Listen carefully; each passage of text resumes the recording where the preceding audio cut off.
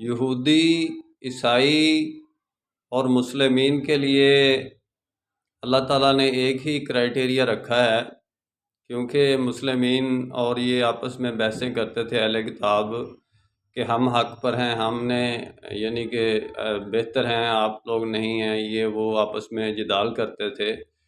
تو اللہ تعالیٰ نے قرآن میں 2 جگہ پہ اس آیت کا نزول کیا۔ ایک ہی آیت ہے کہ چاہے ایمان والے ہیں، چاہے یہودی ہیں، چاہے نصارہ ہیں، چاہے صابی ہیں، ان الذین آمنوا والذین ہادوا والنصارى من آمن باللہ، جس نے کہا میں نے اللہ پر ایمان لایا، وبالیوم الآخر، اور دوسری شرط کہ وہ آخرت پر بھی ایمان رکھتا ہے، وعمل صالحا، اور تیسری شرط یہ ہے کہ اس کا عمل بھی نیک ہے، صالح ہے، لا خوف علیہم ولا ہم یحزنون، اس کے لیے کسی خوف اور غم کا یعنی کہ ضرورت نہیں۔ ایک جگہ پر آیا کہ اندہ اجر ربہم، ان کا اجر ان کے رب کے پاس ہے، یعنی کہ ان کو کسی قسم کا غم کرنے کی، خوف کرنے کی ضرورت نہیں ہے۔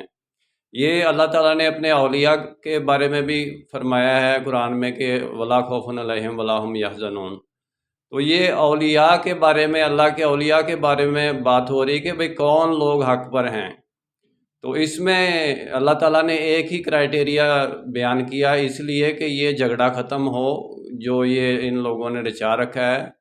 بھاگنے کے لیے ایک ہی میدان ہے، جس نے جو کرنا ہے اس کے لیے کرائٹیریا ایک ہی ہے۔ اگر یہ آیات ننسخ و منسوخ ہو جاتی تو یہ قرآن میں 2 جگہ پر نہ آتی، کیونکہ منسوخ آیات کو تو نکال دیا گیا قرآن سے، اور وہی آیات رکھی گئی جن پر قابل عمل آیات ہیں، جن پر ہم عمل کر سکتے ہیں۔